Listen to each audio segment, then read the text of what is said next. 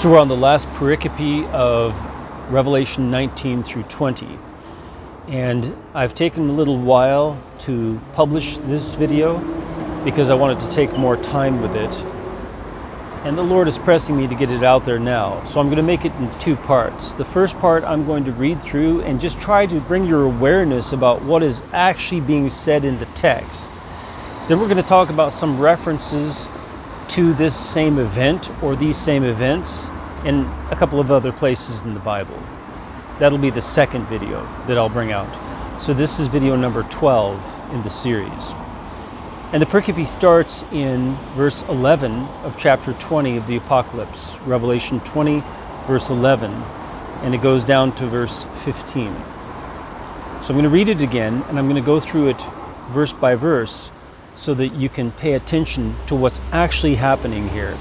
Because when we read it, we have blinders on, and we don't hear or see certain things, or we'll hear or see things that aren't there. So that's what I want to do with you.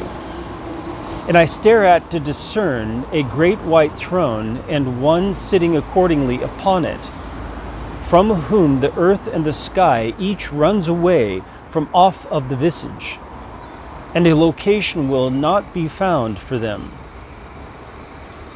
And I stare at to discern the dead ones, the great and the small, having stood in the gaze of the throne. Both scrolls of books are opened up, and another scroll of a book is opened up, which is being from the life. And the dead ones are distinguished through decision from out of the things written in the scrolls of books according to their actions. And the sea gives the dead ones in it, and the death and Hades give the dead ones in them, and everyone is distinguished through decision in synchronicity for their actions. And the death and Hades are thrown into the restrictive lake of the fire. This in particular, the second death, is existing as the restrictive lake of the fire. And if someone, having been written, is not found in the scroll of the book from the life, he will be thrown into the restrictive lake of the fire. Okay? Now you say, well, that is really different from what I've ever heard. Well, that's because this is a precise translation from the Greek into the English. The rooted word, Common English edition. So it's been made a little more easy to understand in English than just simply having from the Greek. So let's start at the beginning. He says, I stare at to discern a great white throne and the one sitting accordingly upon it. So the one who's the judge, who's sitting accordingly upon that great white throne. Now, in our culture today in America, there would be loud shouts of protest against using the word white for the great throne. But that's what it says in the text. That's the word that God chose to use in his testimony to all of humanity. That doesn't mean that white people are superior. It doesn't mean that. And it doesn't imply that. And no one is saying that. And so if you are raising a ruckus because of that word white, implying that there's some sort of racism going on, then you are sick in your head and you need a physician. And we know who our physician is, Jesus. And Jesus broke down the dividing wall so that there are no distinctions in that way between black and white and whatever else. So let's keep going, okay? Now that that's aside, you've got the picture where John is staring at to discern. He's staring at long enough to be able to distinguish and discern these things. So I stare at to discern a great white throne and one sitting accordingly upon it, the judge. Okay? From whom the earth and the sky each runs away from off of the visage, his visage. Okay? They run away. Both the earth and the sky. What's left? Everything is either earth or sky. There's nothing left. and yet the great white throne is left with the judge sitting upon it. And then it says, and a location will not be found for the earth and the sky. There's nowhere that they can run to, and yet they've run away. They can't be found. They've disappeared. They've vanished. Earth and sky. All right. So now we get the idea of what's going on. Both the earth and the sky have vanished. There's nowhere that they can go to be once they have left the visage of God, of the throne, and the judge who sits on it. Verse 12. And I stare at to discern. So now he's staring at long enough to be able to distinguish these things. The dead ones. The great and the small. Doesn't matter how important or insignificant you are. If you're dead, you're dead. And John is distinguishing to discern that he can see the dead ones, all of them, having stood in the gaze of the throne. Okay? So, having stood in the gaze of the throne. Interesting way to put it, in the gaze of the throne. The emphasis is on the fact that this is a judgment that's beginning of them. And so the gaze of the throne is upon the dead ones. They have been stood. They didn't stand themselves because they're dead. They have been stood. They've been placed standing in front of the gaze of the throne for the sake of judgment, because it's a throne. Both scrolls of books are opened up, and another scroll of a book is opened up. When it says both, it means both these things, the scrolls of books and another scroll of a book. Both of those are opened up. They're two different groups. One has one in it, one has many in it. Scrolls of books and a book, a scroll of a book. They're both opened up, and it says, which is, so that's referring only to the second one that has one in it, which is the scroll of a book. Another scroll of a book is opened up, which is being from the life. Okay? So now you've got this scroll of a book, which is being from the life. It's not the book of life. That's not what it says. It's a scroll of a book which is being or existing from the life. It's not the book of life. That's an inaccurate translation. And it doesn't convey what it is. Then it says, and the dead ones are distinguished, it's happening to them, are distinguished through decision from out of the things written in the scrolls of books according to their actions. So these scrolls of books are something to do with their actions. It might be a recording of their actions, or it might be a recording of the judgments of their actions. Or it might be a recording of the results from their actions, like how it impacted other people and their lives, good or bad. We don't know.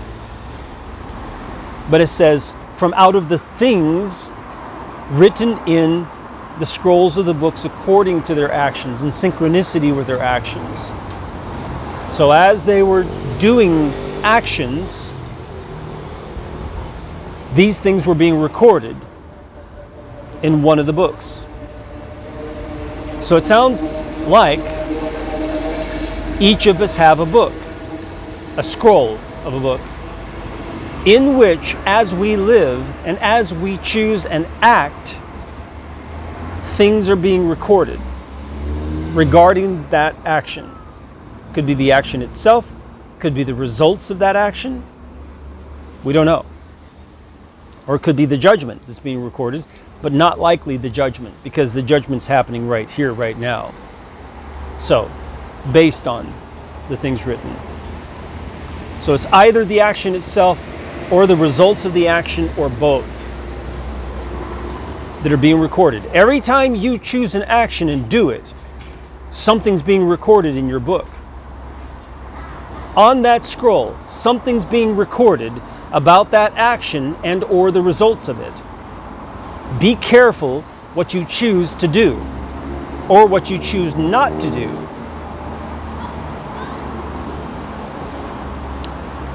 Verse 13.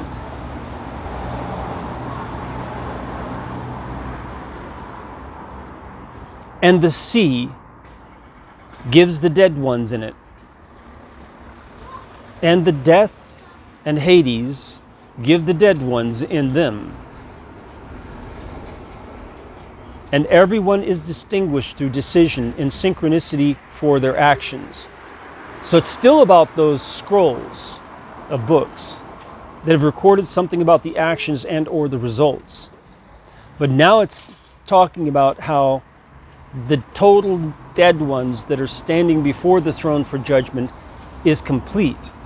That no one is left behind, that you've got the dead also from out of the sea, you've got the dead from death itself, and you've got the dead who are in Hades. And you say, well, that's kind of strange. Don't you have the dead who are in heaven and the dead who are in hell? That's not how the Bible speaks about it. The Bible doesn't speak about the dead ones that way. Look, right here, the end of the book, it talks about it this way. The sea gives up its dead, the dead ones in it, and the death and the Hades give the dead ones in them. And everyone is distinguished through decision and synchronicity for their actions. Now, you could make an argument that this judgment is only about those who are found in those three places: in the sea, in death itself, or in Hades. But look at death and Hades are combined together. And so some argue that, well, Christians aren't going to be before this judgment seat. But it says everyone, all who have died, all the dead ones. And it's mentioning these three places to make sure that you understand it's complete. So the way the text reads, it's not only these three places, it's everyone who's dead. Everyone who's died will be standing before that judgment throne, the great white judgment throne. Then it says, now again, it's telling about the judgment at the end of that verse, and everyone is distinguished through decision in synchronicity for their actions. So it repeats that, so you understand what the judgment is going to be about. So that while you are still living and you still have breath in you and you're still making decisions of how to act, that you choose those actions circumspectly, meaning looking ahead at what the results will be and then acting accordingly. That's a word used in the New Testament that we're commanded to do, is to walk about circumspectly, thinking ahead of time what the results of those actions are and making those actions accordingly. And that's what this is indicating as well. That's why it tells us this, so we can walk about circumspectly in our actions. 14. And the death and Hades are thrown into the restrictive lake of the fire. That's exactly what that means. The restrictive lake of the fire. Because it's like a pond on the top, but it's like a lake down below. It's a restrictive lake of fire. This in particular, this restrictive lake of the fire, this in particular, the second death, is existing as the restrictive lake of the fire. And you say, well, then it's a metaphor. It's not a metaphor.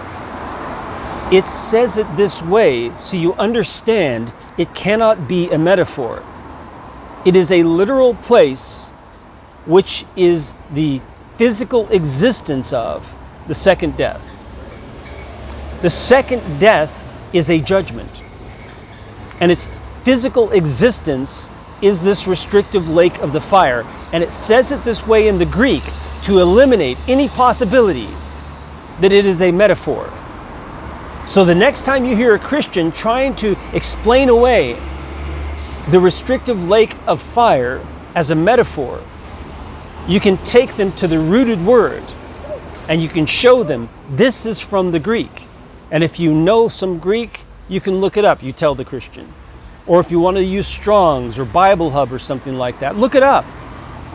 But you have to dig down into the meaning of the words. But this says exactly right there in the Greek that the second death is existing as the restrictive lake of the fire. That eliminates the possibility of figurative language or metaphor for the second death in the form of the lake of fire, restrictive lake of fire. All right, so we've gotten that hammered out. Now we're on the last verse. And if someone, having been written, is not found in the scroll of the book from the life, he will be thrown into the restrictive lake of the fire. All right? The scroll of the book from the life. There that is again. It's not the book of life. It's the book from the life. If your name, having been written, is not found in that book, you're cast into the restrictive lake of fire. You say, well, where would it have been written then? Perhaps in your book, but not in that book. So in other words, you've got that book about your life where your name is written in it, and it has your actions and or results of those actions that are recorded in synchronicity as you do those actions, and your name is there. But when they go and they look at the book from the life, you're not in it. You will be thrown into the restrictive lake of fire, which is the second death and is irrevocable and is permanent. It will never ever be changed. This is the final judgment, the last judgment, and it's over.